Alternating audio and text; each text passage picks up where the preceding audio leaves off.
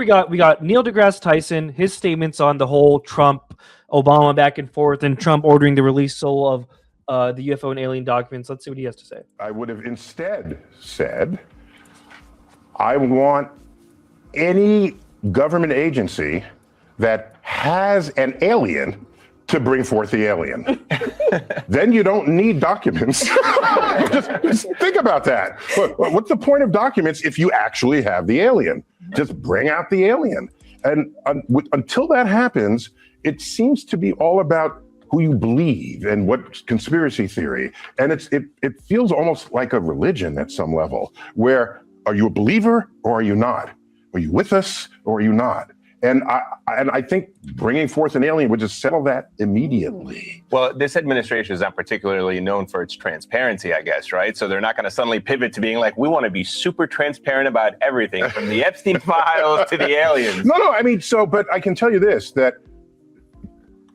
deep conspiracy thinking people, the president can say what he wants and they'll read into it. No, they'll just say, yeah, he's part of the conspiracy, right? So the president says, bring out the files. And if the files don't satisfy the conspiracy theorist, they'll just continue to say there's information being withheld. And so that's why the alien makes a big difference here. But what happens if you bring forth an alien and it doesn't, I guess, look like what everyone thought an alien was supposed to look like? Yeah, we all know.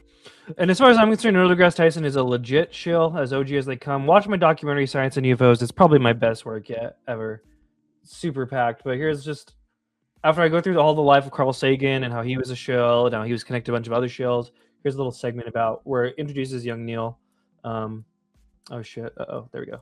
Say that the extraordinary evidence that is required here is simply unavailable. These are just stories, and there are all kinds of people, all kinds of reasons why people tell stories. Carl Sagan was also largely influential in fostering the next generation's prominent television UFO debunkers. Both Bill Nye and Neil deGrasse Tyson would credit Carl Sagan with being the reason for their success. And these Isn't that interesting? Carl Sagan's directly connected to J. Allen Hynek, directly connected to Project Blue Book, and he was out here debunking stuff. And he credits both of those dudes. Let's see. Actually, let's go back. Let's go back here. Fuck it. Nothing more than a balloon, and that's the end of it. Carl Sagan would continue to be very influential in American science. Sagan continued to assist NASA with various projects like the Mariner, Viking, Voyager, and Galileo NASA probes. And these probes are sent out to explore Mars, Jupiter, and the outer solar system. Carl Sagan accomplished many things in science, and in his personal activism, which he took later in life. Carl Sagan would also continue to be influential in American scientific debunking. A couple of years after the AAAS UFO Symposium, Carl Sagan would organize another AAAS conference in which the American scientific community would evaluate the works of Immanuel Velikovsky, a scientist who theorized Earth suffered from many ancient catastrophes and had ancient civilizations that were advanced. Isn't that interesting? I mean, this is another, that's why I'm kind of like, what's up with 2027?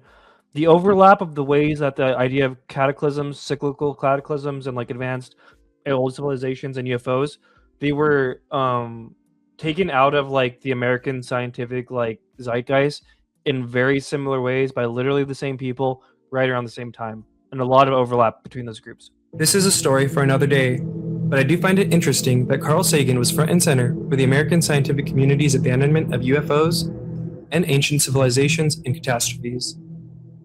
Carl Sagan would also find the Planetary Society, and with Frank Drake, Sagan would continue to help run and promote SETI, which claimed to be searching for alien life using various types of high-powered radars and detection methods. Another fucking psyop, right? Like, oh, we're looking for it, guys, but we're got the same people that are looking for aliens out there are debunking UFO sightings on Earth. Psyop.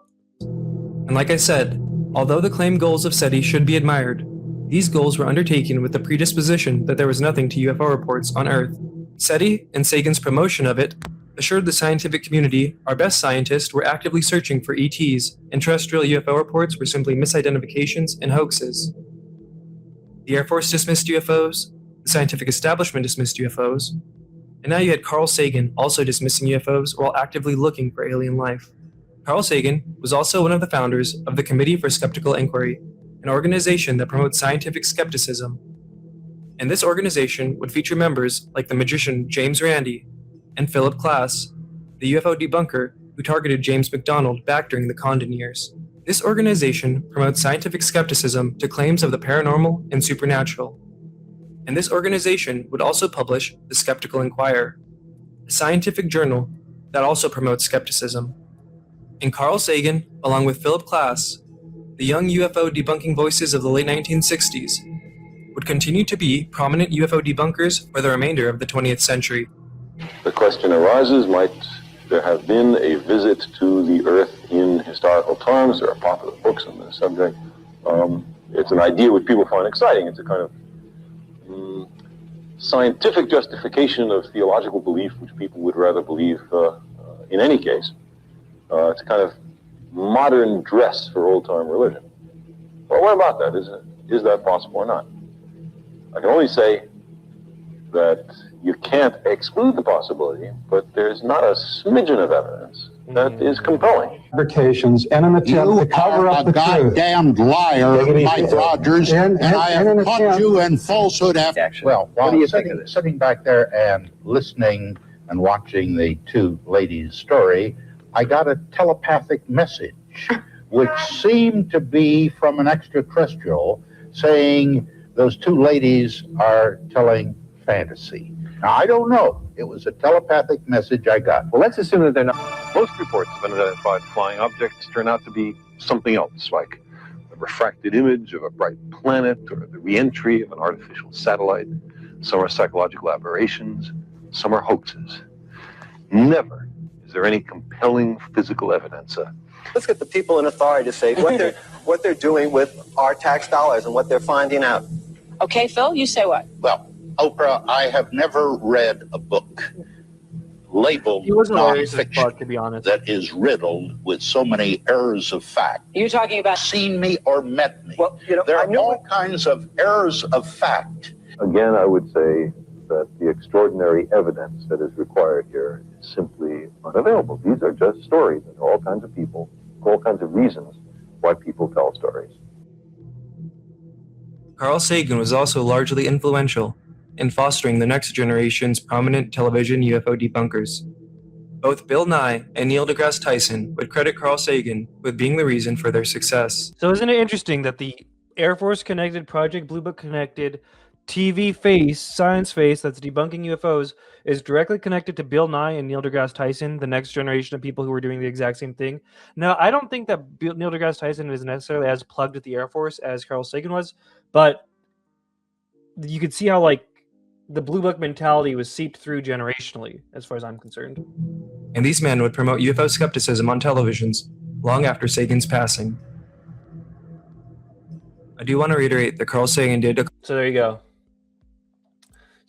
So, you know, when he's out here saying it's a religion, it's fake, there's plenty of evidence out there. Look at Colaris. I mean, we literally just lived through the Jersey drone wave. Where, like, it's happening everywhere. What aliens look like, right? They're gray with big almond eyes. Sometimes they're green. Sometimes they're green, but the gray is. Remember how shilly this dude was during COVID too? And isn't he like super like shilly on a bunch of other weird shit? Like, yeah. Been winning out over. I'm done with that.